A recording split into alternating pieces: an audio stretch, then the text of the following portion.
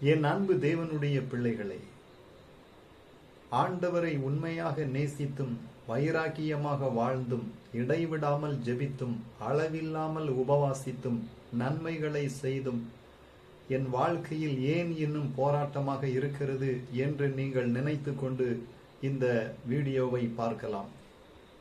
வேதம் சொல்லுகிறது, வெளிப்படுத்தின விசேஷத்தில் பிசாசானவனுக்கு இன்னும் கொஞ்ச காலம் மாத்திரம் இருக்கிறது என்பதை அவன் அறிந்து அவன் பலத்த உக்கிரத்தோடும் கோபத்தோடும் கர்த்தருடைய பிள்ளைகளோடு யுத்தம் செய்யவும் அவர்களை குற்றப்படுத்தவும் அவர்களை தந்திரமாக வீழ்த்தவும் அவன் துரிதமாக விரைவாக அவன் இரவும் பகலும் போராடி கொண்டிருக்கிறான். இன்றைக்கு சோதனையில் அகப்படாத, சோதனைக்கே லாயக்கு இல்லாத, சோதனைக்கே ஆவியானவரால் தேவனால் தெரிந்து கொள்ளப்படாத சில பெயர் கிறிஸ்தவர்கள் சத்தியமாக உத்தமமாக வாழக்கூடிய தேவனுடைய கடைசி கால ஊழியத்திற்கும் கடைசி கால யுத்தத்திற்கும் தெரிந்து கொள்ளப்பட்ட அபிஷேகம் பண்ணப்பட்ட தேவனால் அன்பு கூறப்பட்ட பிள்ளைகளை பரிகசித்து அவர்கள் மீது பல குற்றங்களையும் பழிகளையும் சுமத்தி இன்புறுவதை நாம் பார்க்கிறோம். இந்த கடைசி காலத்தில் பிசாசானவன் எப்படி பரலோகத்தில் தேவ பிள்ளைகள் மீது குற்றம் சாட்டுகிறானோ, அதே போல சில தேவனை அறியாத ஜனங்கள் அபிஷேகம் பண்ணப்பட்ட தேவ பிள்ளைகளை, சகோதரர்களை குற்றம் சாட்டுவதில் மகிழ்கிறார்கள். ஆண்டவர் இதை எப்படி மேற்கொள்ளுகிறார் என்றால், அந்த விபச்சாரத்திலே கையும் மையுமாக பிடிக்கப்பட்ட அந்த பெண், அவள் இயேசுவிடம் கொண்டு வரப்படுகிறாள். ஊர் ஜனங்களெல்லாம் சேர்ந்து அவளை விபச்சாரி என்று சொல்லி அங்கே குற்றப்படுத்துகிறார்கள். இப்பொழுது இவளை எப்படியாவது காப்பாற்ற வேண்டும். கர்த்தர் என்ன செய்கிறார்? இவளை அவர்களிடமிருந்து காப்பாற்றுவதற்கு அவர்கள் செய்த பாவங்களை வெளியே கொண்டு வருகிறார். அப்பொழுது அவர்கள் தாக்கு பிடிக்க முடியாமல் ஓடி விடுகிறார்கள். இன்றைக்கு உங்களை குற்றம் சுமத்தக்கூடியவர்களுடைய பாவங்களை ஆண்டவர் ஒரு நாள் வெளியரங்கமாக்கி அவர்களை சந்தியிலே கொண்டு வந்து இவர்கள் செய்த பாவங்களை முகமுகமாக வெளிப்படுத்தும் பொழுது அவர்கள் உங்களை குற்றம் சாட்டக்கூடிய இடத்திலிருந்து ஓடி போவார்கள். இன்றைக்கு அவர்கள் நீதிமான்களைப் போல பசுத்தோல் போர்த்திய, ஆட்டுத்தோல் போர்த்திய ஓநாய்களைப் போல அவர்கள் நடித்து கொண்டிருந்தாலும் அவர்களுடைய அக்கிரமங்களை தேவன் வெளிப்படுத்தக்கூடிய ஒரு நாள் வரும். ஆதலால், ஐயோ எனக்கு ஆதரவு இல்லையே, எனக்கு யாரும் ஒத்தாசை இல்லையே, உதவி இல்லையே, நல்வார்த்தை இல்லையே என்று நீங்கள் புலம்பி அழாமல், தேவன் உங்களை அழைத்த அழைப்புக்காக உங்களை திடப்படுத்தி கொண்டு நன்றாக ஜெபித்து உபவாசித்து தேவனுடைய முகத்தையே நோக்கி பார்த்து வீறு கொண்டு எழக்கூடிய காலம். இந்த பூமியை இருள் மூடி கொண்டிருக்கிறது. சாத்தான் உலகத்தை ஆண்டு கொண்டிருக்கிறான். அவனுக்கு பிரியமான நபர்களுக்கு அதிகாரத்தையும் ஆட்சியையும் கொடுத்து இந்த உலகத்தை அவன் சின்னாபின்னமாக்கி கொண்டிருக்கிறான். தேவனுடைய ராஜ்யம் இந்த உலகத்துக்கு உரியது அல்ல. பாவ இருளிலும் சிறை இருப்பிலும் பாவத்திலும் பிசாசின் பிடியிலும் வியாதியிலும் கடனிலும் பாரத்திலும் தவித்து கொண்டிருக்கக்கூடிய மக்களை இயேசுவின் நாமத்தினாலே விடுவிக்கக்கூடிய ஊழியத்தை கர்த்தர் உங்களுக்கு தந்திருக்கிறார். அவருடைய நாமத்தை தேசமெங்கும் பிரஸ்தாபமாக்கக்கூடிய ஒரு ஊழியத்தை தந்திருக்கிறார். அவருடைய வருகைக்கு முன்பதாக இந்த உலகத்தை அசைக்கக்கூடிய ஊழியத்தை தந்திருக்கிறார்.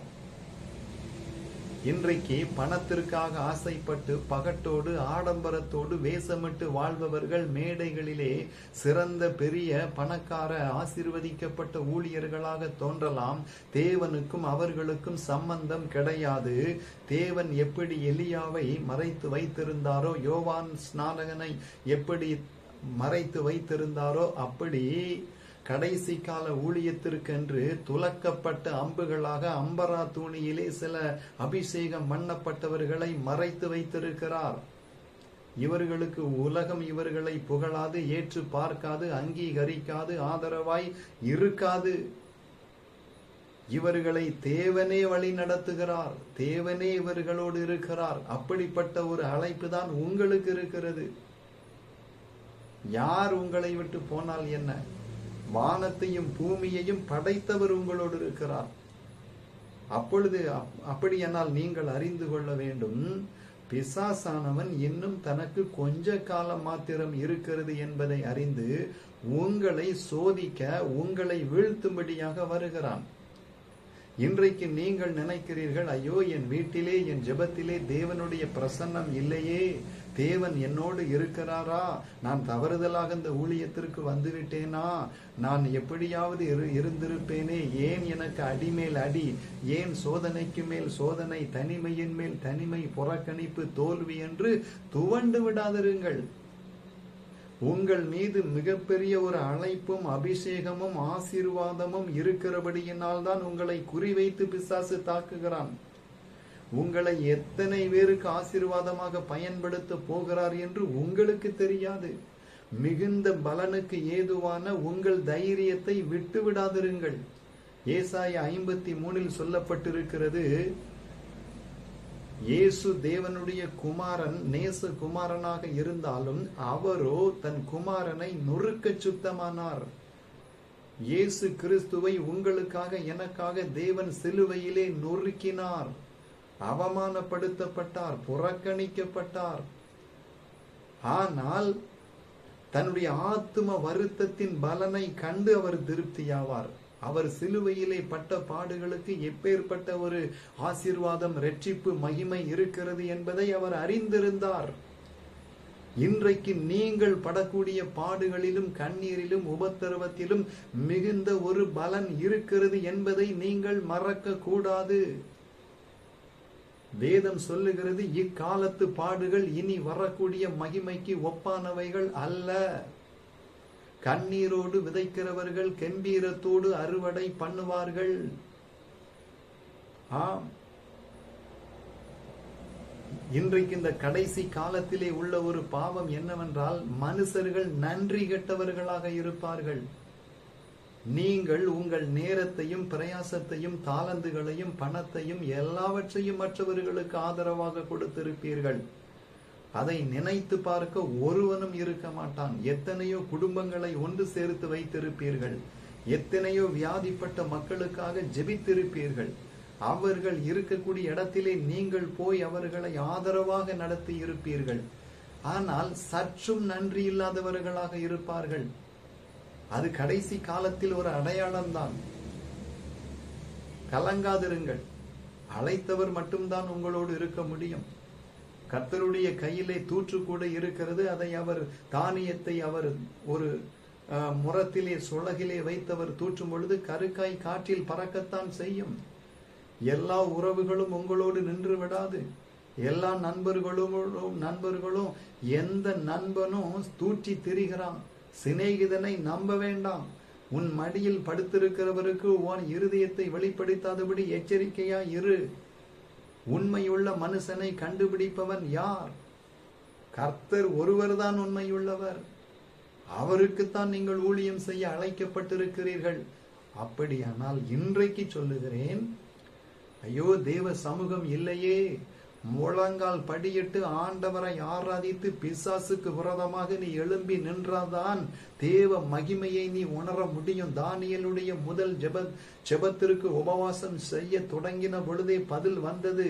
ஆனால் அந்த பெர்சிய தேசத்தின் அதிபதி, அந்த வானமண்டலத்தின் சேனை அதை தடுத்து நிறுத்தி கொண்டிருந்தான்.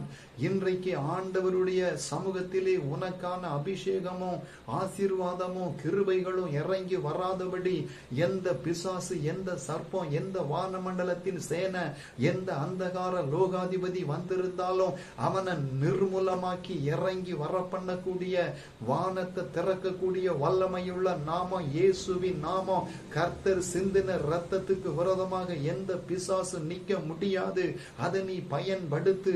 அந்த ஆண்டவருக்கு நீ உண்மையா இரு.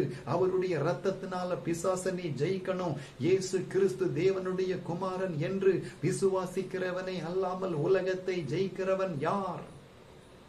நீதான் உலகத்தை ஜெயிக்கக்கூடியவன். நம்முடைய கர்த்தராகிய இயேசு கிறிஸ்துவின் நாமத்தினாலே நமக்கு ஜெயம் கொடுக்கிற தேவனுக்கு ஸ்தோத்திரம்.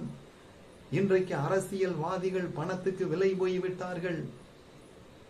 தேசத்திலே உண்மையுள்ளவன் இல்லை. ஊழியர்கள் பெரிய கோபுரங்களை கட்டி கொண்டிருக்கிறார்கள், ஐஸ்வர்யத்தை சம்பாதித்துக் கொண்டிருக்கிறார்கள். மனிதர்கள் சுகபோகத்தை நாடி தேடுகிறார்கள். திறப்பின் வாசலிலே நிற்கவும், தேவ சத்தத்தை கேட்கவும், உபவாசிக்கவும், உண்மையாக அன்பு கூறவும், ஆண்டவருடைய வருகைக்கு ஆயத்தப்படவும் இன்றைக்கு யாரும் இல்லை. தனக்குத்தான் எல்லாம் தெரியும் என்றும் பிற உயரமான இடங்களிலே நின்று கொண்டு, பெரிய ஆட்களோடு இருந்து கொண்டு, பெரிய சபைகளிலே இருந்து கொண்டு தன்னை ஆசீர்வதிக்கப்பட்டவன் போல் வெளியே காண்பித்தவர்கள் வேஷம் போடுகிறார்கள். ஆனால் எளியவர்களை உண்மையாக நேசிக்க மாட்டார்கள். தனக்குள்ளே அவர்கள் ஒரு பிரிவினையை வகுத்து வைத்திருக்கிறார்கள். உணவில்லாதவர்களை, வீடில்லாதவர்களை, துணிமணி இல்லாதவர்களை அவர்கள் ஏற்று இவன் என் சகோதரன் என்று அங்கலாய்க்க மாட்டார்கள்.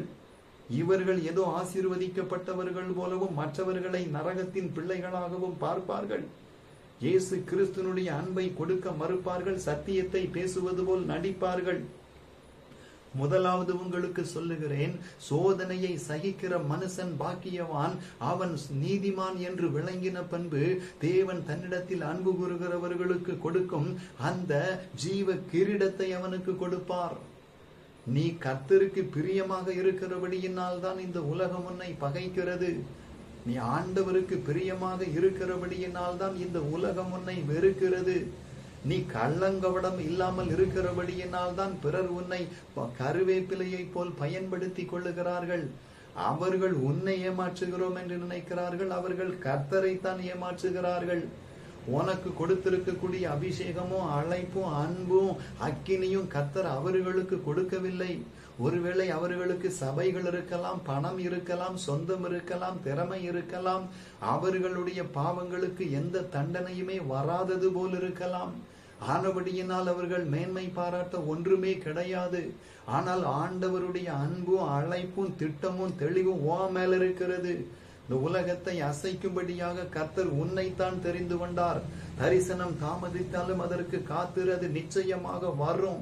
ஓ, எனக்கு யாரும் ஆதரவு இல்லை என்று நினைக்க வேண்டாம்.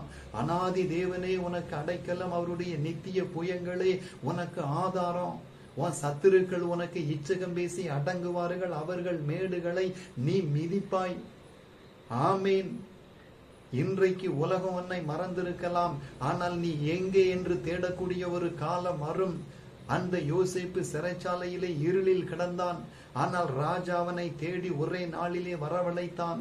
இன்றைக்கு ஜெப அறையிலே யாரும் கவனிக்கப்படாத இருளிலே நீ வாழ்ந்து கொண்டிருக்கலாம். அநேகர் உன்னை ஏமாற்றி இருக்கலாம். அநேகரால் நீ புறம்பே தள்ளப்பட்டிருக்கலாம். ஆனால் ஆளுகை உன்னிடத்தில் வருகிறது. கர்த்தருடைய கண்கள் உன்னை தேடுகிறது. கோவேறு கழுதையை தேடி போன சவுலை ராஜாவாக்கின சாமுவேலின் தேவன் இன்றைக்கு கண்ணீரோடு வாழ்ந்து கொண்டிருக்கக்கூடிய உன்னை அவர் உயர்த்த போகிறார். சத்துருவுக்கு எதிர்த்து நின்றுதான் ஆக வேண்டும். உங்களுடைய போர் ஆயுதங்களை நீங்கள் தரித்து கொள்ள வேண்டும். விருதாவாக இந்த உலகத்தில் துன்பமில்லை. கர்த்தருடைய பிள்ளைகளோடு பிசாசு சர்ப்பத்தின் ஆவி உக்கிரமாக போராடுகிறான். ஆனால் கர்த்தர் சிந்தின இரத்தமும் அவருடைய நாமமும் அவருடைய கிருபையும் நம்மை ஒருபோதும் விடாது. அநேகருக்கு நீங்கள் ஆசீர்வாதமாக இருப்பீர்கள். உங்கள் ஜெபத்தை கர்த்தர் கவனமாக கேட்பார். கர்த்தருடைய அக்கினி உங்கள் மேல் இருக்கிறபடியினால் பிசாசுகள் அலறி ஓடும். இரண்டாவது வார்த்தை கர்த்தருடைய வார்த்தை சொல்லுகிறது. ஏசாயா 41, உன் மேல் எரிச்சலாய் இருக்கிற அனைவரும் வெட்கி லெட்சை அடைவார்கள். உன்னோடு வழக்காடுகிறவர்கள் நாசமாகி ஒன்றுமில்லாமல் போவார்கள். உன்மேல் எரிச்சலாய் இருக்கிற யாவரும் பொறாமையினால் அவன் மேல எரிச்சலாய் இருக்கிறார்கள். இவனோடு தேவன் இருக்கிறாரே, இவனை தேவன் நடத்துகிறாரே, இவன் யாருக்கும் கட்டுப்பட மாட்டேங்கிறானே, இவன் நம்ம காலடியில விழமாட்டுக்கிறானே, இவன் முகஸ்துதி செய்ய மாட்டுக்கிறானே, இவன் ஜால்ரா அடிக்க மாட்டுக்கிறானே, ஆவியானவர் இவனோடு கூட இருக்கிறபடியினால் ரொம்ப திறமையாக தெம்பாக திமிராக அலைகிறானே என்று உன் மேல எரிச்சலாக இருக்கிறார்கள். ஏசப்பா ஓய்வு நாளிலே ஜனங்களை சுகமாக்கின பொழுது, ஏசப்பாவோடு அநேக ஜனங்கள் இருந்த பொழுது அவர் மேல அவர்கள் எரிச்சலாயிருந்தார்கள். பொறாமையினால் சிலுவைக்கு ஒப்பு கொடுத்தார்கள். இன்னைக்கு உன் மேலையும் சிலர் எரிச்சலா இருக்கிறார்கள். உன் குடும்பமே எரிச்சலா இருக்கிறது. உன் கூட பிறந்தவங்களே எரிச்சலா இருக்கிறாங்க. எந்த சபைக்கு நீ ஊழியம் செய்தாயோ, எந்த வீட்டிலே போய் உபவாசம் பண்ணி ஜெபித்தாயோ, யார் நல்லாக இருக்க வேண்டும் என்று விரும்பினாயோ, யார் நோய் நீங்க வேண்டும் என்று கண்ணீர் வடித்தாயோ, அவன்தான் உனக்கு விரோதமாக எரிச்சலாக இருக்கிறான். வெளிநாட்டிலிருந்து வரல சத்துரு, உன் குடும்பத்தார், உன் சொந்த பந்தம், உன் நண்பர்கள், உன் சமுதாயம், அவன்தான் உனக்கு எரிச்சலாக இருக்கிறான். துன்மார்க்கன் நீதிமான் மேல் கண் வைத்தவனை கொல்ல வகை தேடுகிறான், கர்த்தர் அவன் கையில் இவனை விடுவது இல்லை என்று வேதம் சொல்லுகிறது. எத்தனை அம்புகளை அனுப்பி பார்த்தார்கள், எத்தனை செய்வினை செய்து பார்த்தார்கள், எத்தனை பிசாசுகளை கட்டவிழ்த்து விட்டு பார்த்தார்கள், எத்தனையோ தகடுகளை எழுதி பார்த்தார்கள், எத்தனையோ காரியங்களை செய்தார்கள். ஆனால் கண்ணி தெரித்தது, நாம் தப்பினோம். வேடனுடைய கண்ணிக்கு தப்பினது போல நம்முடைய ஆத்துமா தப்பிச்சு, நம்முடைய அவர்களுடைய பற்களுக்கு நம்மை ஒப்பு கூடாதிருக்கிற தேவனுக்கு ஸ்தோத்திரம். கர்த்தர் நம்மோடு இல்லாதிருந்தால் நம்மை உயிரோடு விழுங்கி இருப்பார்கள். தேவ பிள்ளையே, உன்னை அழைத்ததற்கு ஒரு நோக்கம் உண்டு. ஊழியத்தை விட்டு பின்வாங்கி போய் இருக்கிறாயா? மிகுந்த கடன் பாரத்திலே தவித்து கொண்டிருக்கிறாயா? என் குடும்பம் என்னை மதிக்கவில்லை என்று கண்ணீர் விட்டு கொண்டிருக்கிறாயா? முழங்காலை ஊனக்கூடிய நேரம் வந்துவிட்டது. வேதத்தை திறக்கக்கூடிய நேரம் வந்துவிட்டது. அந்நிய பாஷையிலே அக்கினியாக ஜெபிக்கக்கூடிய நேரம் வந்துவிட்டது. உலகத்தை வெறுத்து தூக்கி எறிந்துவிட்டு, தூசியை உதறிவிட்டு, அப்பாவுடைய சமூகத்திலே ஆர்ப்பரித்து அந்நிய பாஷையை பேசி, சர்ப்பங்களை கீழடக்கி, விக்கிரகங்களை நொறுக்கி, தேசத்தை கீழ்ப்படுத்தக்கூடிய வல்லமை உனக்குள்ள இருக்கிறது. நீ தட்டி எழுப்பு. வேதம் சொல்லுகிறது, தீமோத்தேயுவுக்கு எழுதும் பொழுது சொல்லுகிறார், நான் என் கைகளை உன் மேல் வைக்கும் பொழுது நீ பெற்றுக்கொண்ட வரத்தை குறித்து அசதியா இராதே, அதை அனல் மூட்டி எழுப்பு. அனல் மூட்டி எழுப்பு. பெற்றுக்கொண்ட அபிஷேகம், அந்த வரம் இப்பொழுது எங்கே? வீடு வீடாக போய் பேசி, ஊர் கதைகளை பேசி, வீண் கதைகளை பேசி நாட்களை நீ விருதாவாக கழித்து கொண்டிருக்கிறது என்ன? ஆண்டவருடைய சமூகத்துக்கு நீ கடந்து வா. கர்த்தருடைய வருகைக்கும் ஊழியத்துக்கும் ஒரு சம்பந்தம் இருக்கிறது. நீ அநேகரை கர்த்தருக்கு நீ ஆயத்தப்படுத்தணும், ஆதாயப்படுத்தணும். நீ தூங்கி கொண்டு இருக்காதே. நீ மற்ற காரியங்களிலே உன் நேரத்தை செலவழித்து கொண்டு இருக்காதே. நீ தேவ சத்தத்தை கேட்கணும். நீ தேவனோடு பேசணும். உன் முகம் மோசைய போல பிரகாசமா வரணும். இன்னைக்கு அதுக்குத்தான் கர்த்தர் உன்னை அழைத்தார். நீ மரித்தவனை எழுப்பக்கூடிய ஊழியம் உனக்கு இருக்கிறது. அக்கினியை இறங்க பண்ணக்கூடிய ஊழியம் உனக்கு இருக்கிறது. நீ போனாலே பிசாச அலறி ஓடக்கூடிய நாட்கள் வருகிறது. ஐயோ, என் தாய் தகப்பன் கிறிஸ்தவர்கள் இல்லையே, எந்த சபையும் எனக்கு தெரியாதே, உலகத்தில் உள்ள புகழும் பேரும் எனக்கு கிடையாதே, நான் எங்கு போய் ஊழியம் செய்வேன், யார் என்னை மதிப்பார் என்று நினைக்காதே. ஆண்டவருடைய கண்கள் உன் மேலதான் இருக்கிறது. ஆண்டவருடைய கரம் உன் மேலதான் இருக்கிறது. தோல் பதனிடுகிறவனாகிய சீமோன் வீட்டிலே மேல் அறையிலே பேதுரு ஜெபித்து கொண்டிருந்த பொழுது கொர்நேலிய வீட்டிலிருந்து ஆள் அனுப்பி தேவனுடைய தூதனானவர் அவனை அங்கே அழைத்து வரும்படி சொன்னார். நீ தேவ சமூகத்திலே இடைவிடாமல் ஜெபித்து கொண்டிருக்கும் பொழுது யாருக்கு ஜெபிக்க வேண்டும், எங்கு செல்ல வேண்டும், என்ன செய்ய வேண்டும் என்று உன்னை அழைத்தவர் உன்னை நடத்துவார். எலியாவை அந்த விதவையின் வீட்டுக்கு போக சொன்னவர் அவர் அல்லவா? பிலிப்புவை அந்த கந்தாகி மந்திரி போகக்கூடிய ரதத்தோடு சேர்ந்து கொள்ள சொன்னவர் அவர் அல்லவா? பவுலும் பர்னபாவும் தான் அழைத்த ஊழியத்திற்கு அவர்களை பிரித்து விட வேண்டும் என்று சொன்னவர் அவர் அல்லவா? மீன் பிடித்த பேதுருவையும் யோவானையும் என் பின்னே வாருங்கள் என்று சொன்னவர் அவர் அல்லவா? அத்திப்பழங்களை பொருக்கிக் கொண்டிருந்த ஆமோசை ஜனங்களை எச்சரிக்கும் ஊழியத்திற்கு அழைத்தவர் அவர் அல்லவா? அவர்தான் உங்களையும் அழைத்தார். அவர் அழைப்பு மாறாது. அழைத்தவர் உண்மையுள்ளவர். உணவின்றி கஷ்டப்பட்ட நாட்கள் உண்டு, வீடின்றி கஷ்டப்பட்ட நாட்கள் உண்டு, உடையின்றி கஷ்டப்பட்ட நாட்கள் உண்டு. ஆனால் விசுவாசமும் அக்கினியும் அபிஷேகமும் அழைப்பும் ஒருபோதும் மேல குறைந்து கிடையாது. ஒழுகக்கூடிய வீட்டிலே செருப்பு இல்லாமல் நடந்த நாட்களிலே, சைக்கிள் இல்லாமல் ஊழியம் பண்ண நாட்களிலே, சாயங்காலம் வந்தால் கூட உணவு பானையில் இருக்குமா என்று தெரியாமல் இருந்த நாட்களிலே, எத்தனையோ புது வருஷங்களிலும் கிறிஸ்துமஸிலும் குடும்பத்துக்கு புது துணிமணி எடுக்காமல் இருந்த நாட்களிலும் ஆண்டவர் மேல அன்பு வைத்து ஊழியம் செய்து விசுவாசத்தை காத்து கொண்டு நடந்த நாட்களை அவர் மறப்பாரோ? உனக்கு கொஞ்ச பலன் இருந்தும் நீ அவரை மறுதலியாமல் அவருடைய வசனத்தை நீ கை கொண்டபடியினால் இதோ திறந்த வாசலை உனக்கு நான் தருகிறேன் என்று கர்த்தர் சொல்லுகிறார்.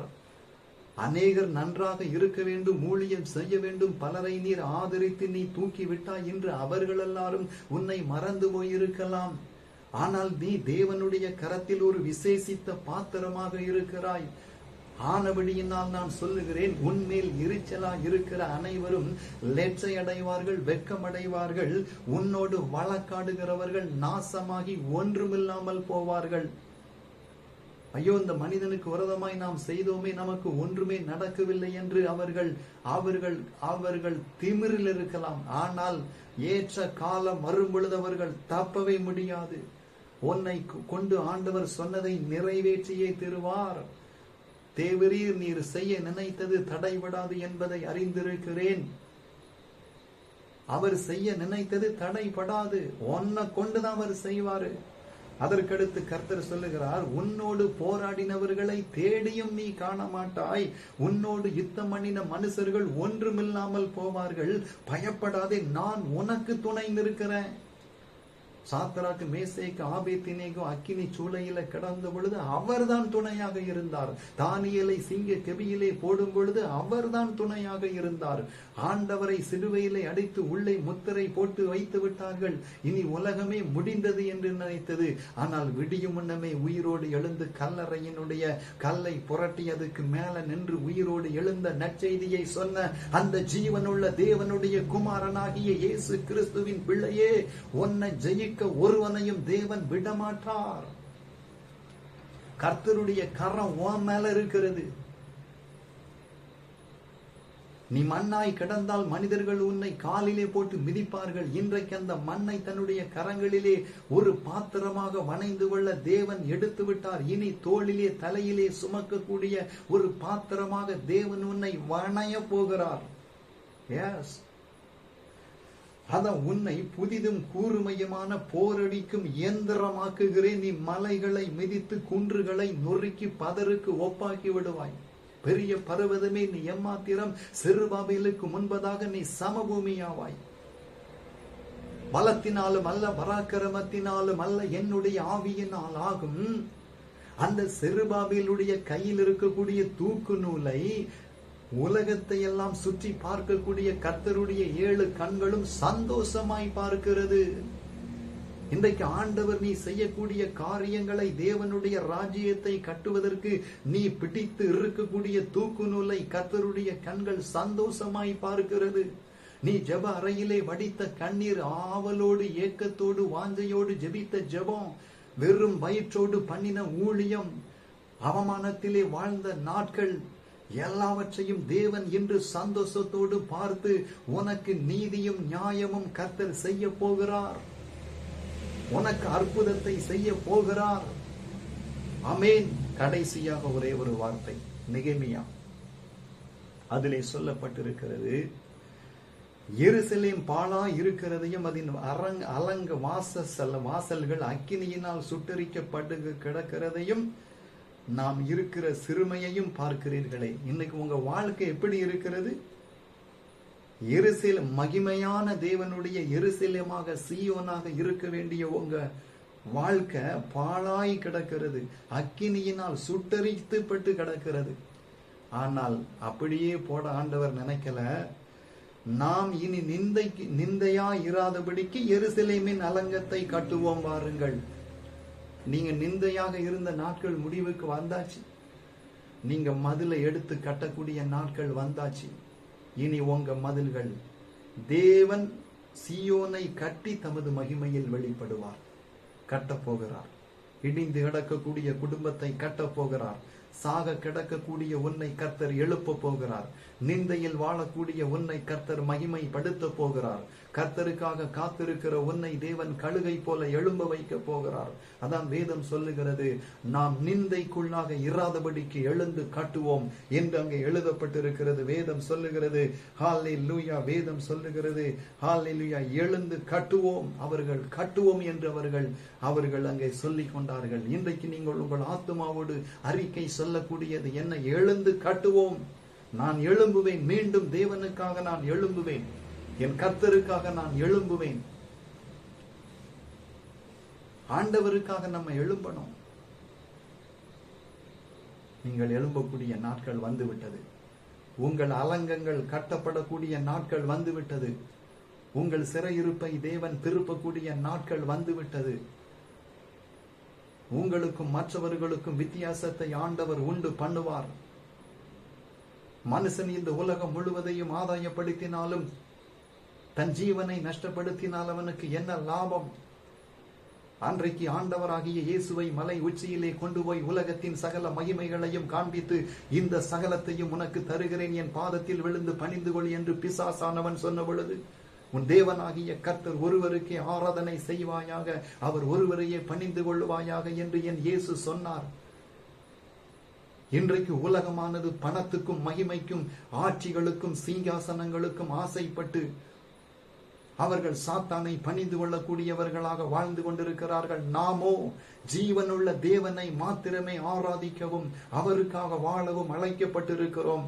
இந்த உலகம் நமக்கு ஒரு பொருட்டு அல்ல. வரப்போகிறதையே நாடி தேடுகிறோம். இந்த உலகம் அக்கினிக்கு இரையாக வைக்கப்பட்டிருக்கிறது.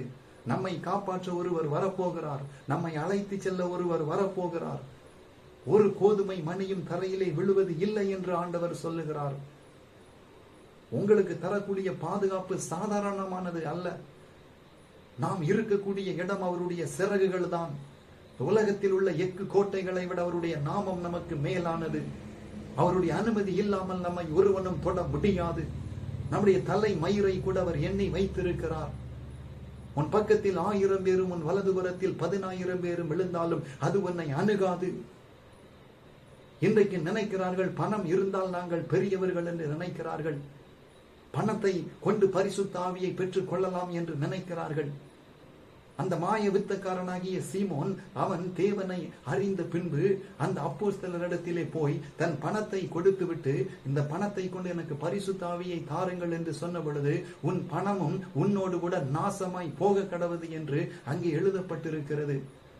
இன்றைக்கு பல கிறிஸ்தவர்கள் தன்னிடம் பணமும் வீடும் வாசலும் உத்தியோகமும் பெருமையும் இருக்கிறது என்று மற்ற தேவனுடைய பிள்ளைகளை அற்பமாக நினைத்து கொண்டு வாழுகிறார்கள். சபையில் உள்ள பதவிகளை அவர்கள் விரும்புகிறார்கள். சபைகளை தங்கள் கையகப்படுத்த பார்க்கிறார்கள். தன்னுடைய குடும்ப சொத்தாக நினைக்கிறார்கள். இவர்களுடைய விபச்சாரங்களையும் வேசித்தனங்களையும் பட்டியலிட்டால் அது எவ்வளவாகவோ இருக்கும். ஆனால் நீதிமான்களை போல நடித்துக் கொண்டு பிறர்களை நியாயம் திருத்து கொண்டு அலைகிறார்கள். இவர்களை ஆண்டவர் ஏற்ற காலத்திலே விசாரிப்பார். ஆண்டவருடைய அக்கினி இறங்கி வந்தால் இவர்கள் நிற்கவே முடியாது. ஆனால் ஆண்டவரோ உங்களை ஒரு குறுகின இடத்துக்கு அழைக்கவில்லை. கர்த்தர் இந்த உலகம் முழுவதற்கும் உங்களை பயன்படுத்த விரும்புகிறார். நீங்கள் கடந்து போகக்கூடிய பாதை இன்னும் பெரிய பாதையாக இருக்கிறது. அவருடைய வருகைக்கு முன்பதாக நீங்கள் அவருக்கு வழியை ஆயத்தப்படுத்த வேண்டும். நீங்கள் ஜெபிக்கக்கூடிய ஜெபம் ஏராளமாக இருக்கிறது. கர்த்தருக்கு ஊழியம் செய்ய தேவன் உங்களை அழைத்தார். நீங்கள் சாதாரணமானவர்கள் அல்ல, கர்த்தருடைய அக்கினி ஜுவாலைகள். வேதம் சொல்லுகிறது, ஊழியர்களை குறித்து தேவ தூதர்களை காற்றுகளாக படைத்தார், ஊழியக்காரர்களை அக்கினி ஜுவாலையாக படைத்தார். நீ அக்கினியாக மாற வேண்டும் என்று ஆண்டவர் விரும்புகிறார். நீ போகும் இடமெல்லாம் ஆண்டவருடைய அன்பு தீ பற்றி எரிய வேண்டும். வாலிபர்கள் மீது பரிசுத்த ஆவி இறங்க வேண்டும். ஆண்டவருடைய பிள்ளையே, நீ சாதாரணமானவன் அல்ல, அசாதாரணமான காரியங்களை செய்ய அழைக்கப்பட்டவனாக இருக்கிறாய். ஆண்டவருடைய பாதத்தில் விழுந்து கிடக்கிற உன்னை ஆண்டவர் நிலை நிறுத்துவார். மோசையை போல கர்த்தர் உன்னை அழைத்திருக்கிறார். இன்றைக்கு இரவு ஆண்டவர் உன்னோடு பேசுகிறார். உன் வாழ்க்கை தலைகளாக மாறப்போகிறது. உன் ஜெபம் வேறு விதமாக மாறப்போகிறது. உன் வீட்டை ஆண்டவர் வெளிச்சமாக மாற்றப் போகிறார். உன் சத்துருக்களை ஆண்டவர் சிதறடிக்க போகிறார். உன்னுடைய முகத்தை ஆண்டவர் பிரகாசிக்க பண்ண வைக்க போகிறார். அநேக கர்த்தருடைய அபிஷேகம் பண்ணப்பட்ட பிள்ளைகள் உன்னோடு சேர்ந்து கொள்ளுவார்கள். தேவனுடைய தூதர்கள் உனக்கு வந்து எப்போதும் உன் கூட இருப்பார்கள். சேனைகளின் கர்த்தர் உன்னோடு கூட இருப்பாரா? இந்த வார்த்தைகளை ஆவியானவர் இந்த நேரத்திலே உனக்காக சொன்னார். கர்த்தர் உன்னை ஆசீர்வதிப்பாராக. தேவனுடைய குமாரனே, குமாரத்தியே, நீ எழும்பி பிரகாசி. இனி உன்னை கொண்டுதான் பெரிய காரியங்களை செய்ய போகிறார். ஆமென்.